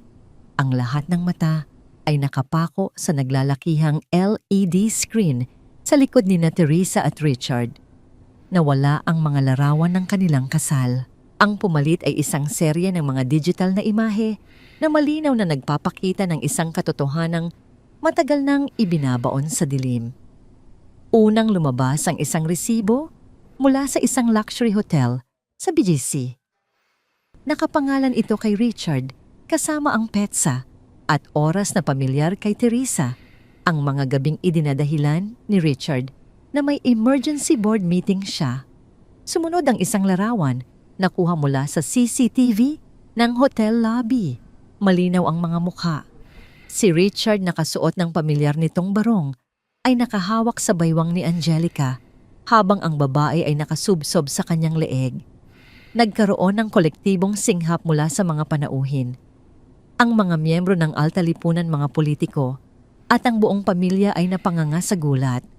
Si Doña Gloria, na nakaupo sa presidential table, ay namutla na parang nakakita ng multo. Napahawak siya sa kanyang dibdib, hindi makapaniwala sa iskandalong nasasaksihan ng lahat. Sa kabilang dulo ng ballroom, si Angelica ay napatayo. Ang kanyang pulang gown na kanina ay sumisimbolo ng kanyang pagiging palalo. Ngayon ay tila nagmistulang target sa likod niya. Pilit niyang tinatakpan ang kanyang mukha gamit ang kanyang mamahaling clutch bag, naghahanap ng pinakamabilis na daan palabas. Si Richard ay nakatayo sa gitna ng entablado, parang naging estatwa ng yelo. Ang kanyang mikropono ay bumagsak mula sa kanyang nanginginig na mga kamay. Lumingon siya kay Teresa, ang kanyang mga mata ay nanlalaki sa takot at pagkalito. Teresa, anong ibig sabihin nito? Nauutal niyang tanong. Ang boses niya ay halos hindi lumabas sa kanyang lalamunan. Patayin niyo yan. Patayin niyo ang screen. Tumingin si Teresa sa kanya nang may malamig at mapanuksong na ngiti. Itinaas niya ang kanyang mikropono. Ang kanyang boses ay umaalingaw-ngaw sa bawat sulok ng tahimik na bulwagan. Ito ang ibig sabihin ng pangako mo na poprotektahan mo ang pamilya natin, Richard. Tanong ni Teresa, bawat salita ay parang asido. Ito ba ang sinasabi mong kinabukasan na hindi ko dapat ipag-alala? Nagpalit ang slide sa screen. Ngayon, hindi na larawan ng pangangalo niya ang nakikita, kundi isang pamilyar na dokumento na may logo ng isang sikat na kasino sa Pilipinas. Ito ay ang final demand letter na nakapangalan kay Richard na nagpapakita ng utang na 5 milyong piso. Muling nagbulungan ang mga bisita. Ang eskandalo ng babae ay isang bagay, ngunit ang pagiging lulong sa sugal at baon sa utang sa sindikato ay isang mantsa na hindi madaling burahin sa mundo ng negosyo. Ang mga kasosyo ni Richard na naroroon ay nag-umpisang umiwas ng tingin, tila iniisip kung paano ililigtas ang kani-kanilang mga kumpanya mula sa pagbagsak ni Richard. Isang manloloko at isang sugarol, patuloy ni Teresa. Naglakad siya palapit sa dulo ng entablado, nakatingin sa mga tao. Humingi siya ng patawad kanina, nangako ng katapatan. Pero ang totoo, kaya niya gustong i-renew ang aming vows ay para mapagtakpan ang pagkalugmok ng aming kumpanya at para makuha ang tiwala ko. Bumaling si Teresa kay Richard na ngayon ay nanginginig sa galit at kahihiyan. Kinuha ni Teresa ang isang asul na sobre mula sa isang maliit na mesa sa gilid ng entablado, ang mesa kung saan dapat sana ay nakapatong ang kanilang anniversary cake. Binuksan niya ang sobre at inilabas ang isang makapal na bungkos ng mga papel. Akala mo ba, Richard, madali mo akong maloloko? Akala mo ba dahil tahimik ako at nasa bahay lang? Hindi ko alam na pinaplano niyo ni Angelica na ibenta ang bahay natin ang lupa ko sa Batangas, at ang lahat ng pinaghirapan natin para bayaran ang utang mo sa kasino. Namula ang mukha ni Richard. Ang takot niya ay unti-unting napalitan ng desperasyon at poot. Wala kang mapapatunayan. Teresa, asawa mo ako, nasa akin ang karapatan. Nasa iyo ang karapatan. Isang matamis, halos nakakatakot na tawa ang lumabas sa mga labi ni Teresa. Itinaas niya ang mga dokumento. Basahin mo ito, Richard, o mas mabuti pa ako na ang magbabasa para sa lahat. Humarap si Teresa sa mga panauhin. Mga kaibigan, pamilya, ipinapakilala ko sa inyo ang Deed of Absolute Sale at ang Special Power of Attorney na kusang pinirmahan ni Richard 2 gabi na ang nakararaan. Ang bahay sa Alabang, ang commercial building sa Quezon City, at ang lahat ng bank accounts namin, lahat ng iyon ay legal nang nakapangalan sa akin bilang nag-iisang may-ari. Nanlaki ang mga mata ni Richard. Tumakbo siya palapit kay Teresa at tinangkang agawin ang mga papeles, ngunit mabilis na umatras si Teresa. Sa akin na ang lahat, Richard. Sigaw ni Teresa, ibinabato ang mga pahina ng dokumento sa mukha ng kanyang asawa. Ang mga papel ay nagliparan sa hangin na tila ulan ng puting niebe. Bawat isa ay naglalaman ng katibayan ng pagkatalo ni Richard. Wala ka ng bahay, wala ka ng pera, at wala ka na ring pamilya. Sa sandaling iyon, tuluyang nawala ang kontrol ni Richard. Ang lalaking kilala sa kanyang pagiging kalmado sa boardroom ay naging isang mabangis na hayop. Itinaas niya ang kanyang kamay, handang saktan ang babaeng sumira sa kanyang ego at kinabukasan. Ngunit bago pa man dumapo ang palad ni Richard sa mukha ni Teresa, 2 matitikas na lalaking nakabarong mga security personnel na palihim na inarkila ni Nico ang mabilis na umakyat sa entablado. Hinawakan nila ang magkabilang braso ni Richard at marahas itong ipinako sa sahig. Bitawan niyo ako. Teresa, humanda ka sa akin. Babawiin ko ang lahat. Sigaw ni Richard habang nagpupumiglas sa mga gwardiya. Ang kanyang laway ay tumatalsik, ang kanyang mukha ay pumupula sa matinding galit. Mula sa ibaba ng entablado, mabilis na naglakad pataas si Doña Gloria. Ang matanda na hindi kilala sa pagpapakita ng emosyon sa publiko ay nanginginig sa matinding kahihiyan at poot. Lumapit siya kay Richard na nakaluhod at hawak ng mga gwardiya. Tiningnan ni Doña Gloria ang kanyang anak. Ang mga mata ng matanda ay puno ng pagkabigo. Itinaas niya ang kanyang kanang kamay at ng buong lakas, sinampal niya si Richard sa mukha. Ang tunog ng palad sa balat ay umalingaw-ngaw sa buong tahimik na ballroom. Wala kang kwentang, anak. Madiin na bulong ni Doña Gloria. Sinira mo ang pangalan ng pamilya natin. Hindi kita pinalaki para maging isang duwag, isang manloloko, at higit sa lahat isang magnanakaw. Lumingon si Doña Gloria kay Teresa. Akala ng marami ay sasabunutan dinan niya ang manugang dahil sa paggawa ng iskandalo, ngunit sa halip tiningnan lang niya ito ng matagal. Sa mga mata ni Doña Gloria, nakita ni Teresa ang isang malamig na pagkilala.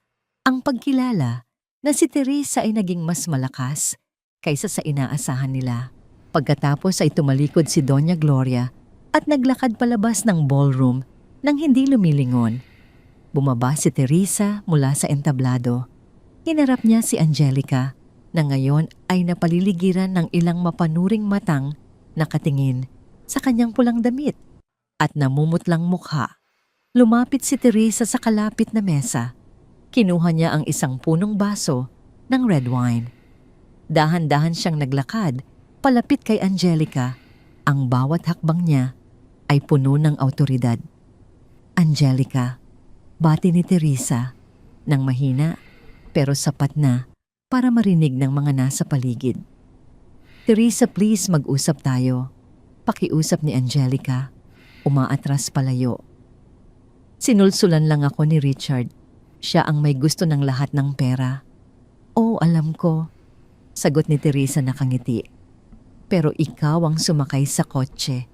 Ikaw ang nagpabango ng paborito kong amoy. At ikaw ang nag-utos na ibenta ang lupa ng ama ko. Nang walang anumang babala, iwinasiwas ni Teresa ang baso ng red wine. Ang pulang likido ay sumaboy sa muka at dibdib ni Angelica. Dumaloy pababa sa kanyang magarang damit. Ang pulang alak at ang pulang gown ay naghalo isang mantsa na hindi na mabubura sa gabi ng mga elitista. Napasinghap si Angelica, tila hindi makapaniwala sa ginawa sa kanya. Sinubukan niyang punasan ng alak sa kanyang mukha, pero mas lalo lang itong kumalat. Ang mga luha niya ay nagsimulang pumatak, hinahalo ang maskara sa kanyang pisngi. Ang babaeng palalo ay ngayon ay mukhang isang basang sisiw na naging sentro ng katatawanan. Para yan sa asawang inagaw mo, sabi ni Teresa, inilalapag ang basong walang laman sa mesa. At tungkol sa pera, huwag kang mag-alala. Iniwanan ko kayo ng tig-100 piso sa bangko. Baka sakaling makasakay kayo ng jeep pa uwi. Tumalikod si Teresa, iniwan ng ballroom na puno ng bulungan ang asawa niyang nagpupumigla sa sahig at ang babaeng pinahiya sa harap ng lipunan. Naglakad siya patungo sa pintuan ng kanyang likod, ay tuwid ang kanyang hakbang, ay magaan. Sa wakas, pagkatapos ng 15 taon ng pagiging isang asawang nagtitiis sa anino, si Teresa ay malaya na. At ang kanyang paglaya ay ang kanyang pinakadakilang tagumpay. 6 na buwan matapos ang gabi ng Crystal Wedding Anniversary na yumanig sa altalipunan ng Makati, ang hangin sa Tagaytay ay nanatiling malamig at nakakapayapa. Mula sa balkonahe ng kanyang bagong bukas na coffee shop, tanaw ni Teresa ang tahimik na lawan ng Taal at ang bulkang natutulog sa gitna nito. Ang shop niya na pinangalan ng Cielo's Brew bilang parangal sa kanyang yumaong ama ay hindi kalakihan ngunit puno ng init.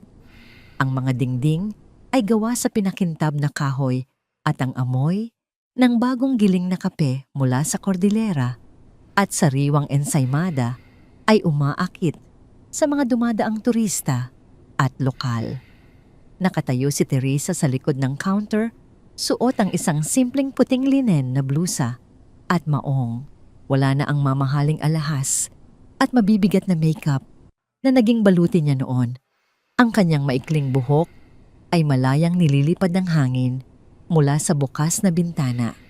Siya ay mukhang mas bata, mas magaan at higit sa lahat masaya. Ma'am Teresa, tawag ni Manang Lourdes habang nagpupunas ng mga mesa sa labas. Ang matanda ay sumama sa kanya sa paglipat sa Tagaytay. May naghahanap po sa inyo. Napakunot ang noo ni Teresa. Inasahan niya ang pagbisita ni Patricia o kaya ni Nico para i-update siya sa mga natitirang legal na papeles ng kanyang annulment, pero iba ang nakatayo malapit sa pintuan ng kafe. Isang lalaking nakasuot ng kupas na jacket at lumang maong, ang buhok ay magulo at mahaba at ang mukha ay natatakpan ng makapal na balbas. Nang magtama ang kanilang mga mata, halos hindi makilala ni Teresa ang taong nasa harap niya, si Richard. Ang dating makisig at aroganteng negosyante ay mukhang isang taong matagal nang hindi nakakatikim ng ginhawa. Ang kanyang mga balikat ay nakayuko at ang kanyang mga mata na dati ay puno ng kumpiyansa ngayon ay nagmamakaawa at pagod. Nanigas si Teresa saglit pero mabilis niyang nabawi ang kanyang kalmado. Lumabas siya mula sa likod ng counter at naglakad palapit kay Richard. Pinigilan niya si Manang Lourdes na akmang lalapit para harangin ang lalaki. Anong ginagawa mo rito, Richard? Tanong ni Teresa. Ang kanyang boses ay walang halong galit, tanging isang malamig na pagtatanong. Tumingin si Richard sa paligid ng cafe, namamanghasa na ipundar ng kanyang dating asawa. Nabalitaan ko kay Mama na nandito ka. Teresa, maganda ang lugar mo. Hindi ako humihingi ng papuri mo. Tinatanong kita kung anong kailangan mo. Putol ni Teresa. Napalunok si Richard. Ibinaba niya ang kanyang tingin sa sahig.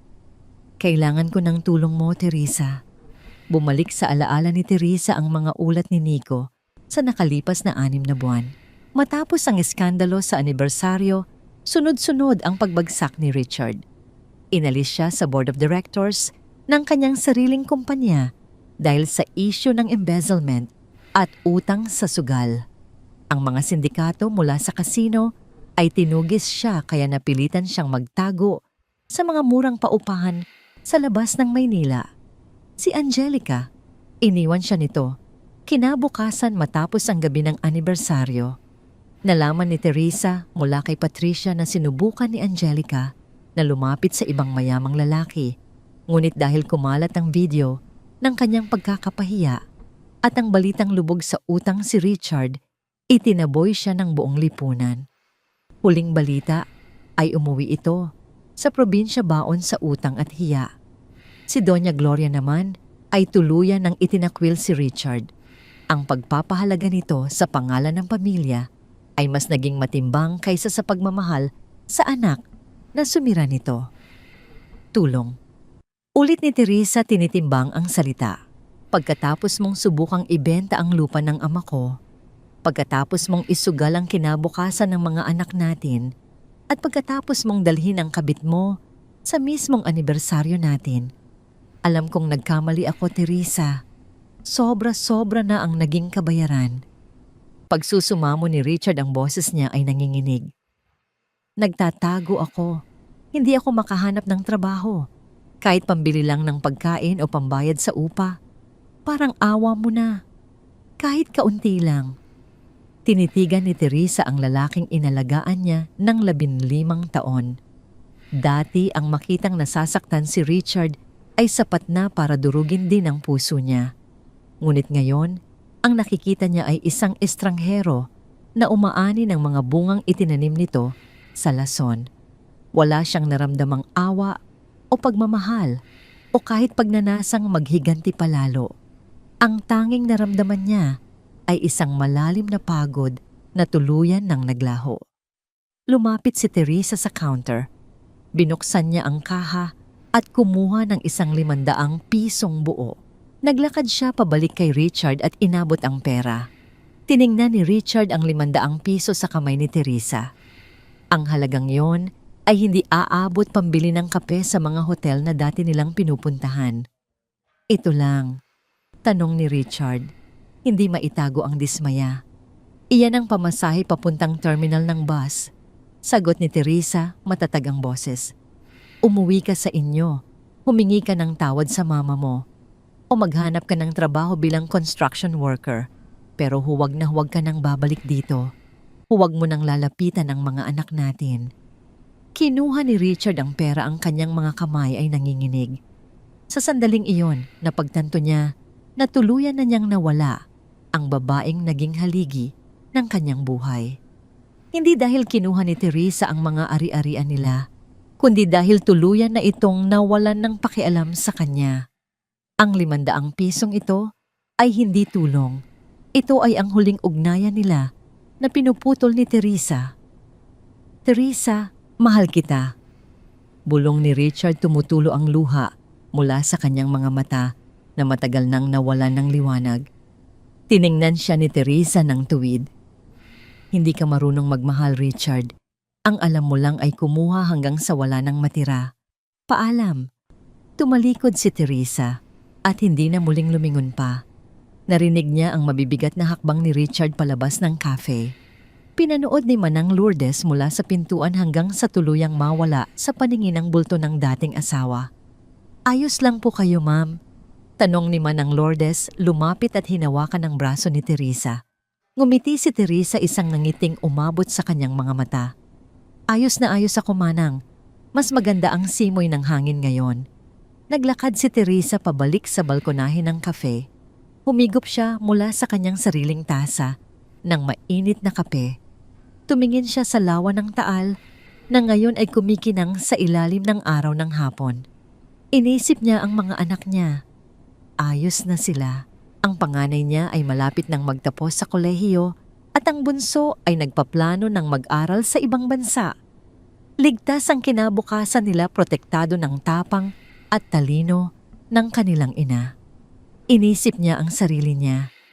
Mula sa pagiging isang asawang laging nasa anino at nagtitiis para sa utang na loob ng isang pamilyang perpekto lamang, sa panlabas, siya ay naging isang babaeng nagtayo ng sarili niyang palasyo. Hindi na siya umaasa sa apelyido ni Richard para magkaroon ng halaga. Ang paghihiganti niya ay hindi natapos sa pagpapahiya kay Richard at Angelica sa harap ng madla. Ang tunay niyang paghihiganti ay ang pagpapatuloy ng kanyang buhay ng mas masaya at mas matagumpay kaysa sa nakaraan. Sa ilalim ng kalmadong asul na kalangitan ng Tagaytay, huminga ng malalim si Teresa. Ang nakaraan ay naiwan na sa Maynila, kasama ng mga kasinungalingan luha at sirang pangako. Dito sa bundok na ito, hawak niya ang kanyang sariling kapalaran. Tinawag niya ang isang customer, nakakarating lang isang malawak at totoong nangiti ang nakapinta sa kanyang mukha. Welcome sa Cielos Brew. Anong kape ang gusto niyo ngayong hapon? Ang kwento ni Teresa ay hindi nagtapos sa pagkawasak ng kanyang kasal. Nagtapos ito sa pagtuklas niya ng pinakamahalagang pag-ibig sa lahat ng pag-ibig sa sarili at ang kalayaang hindi nabibili ng anumang yaman.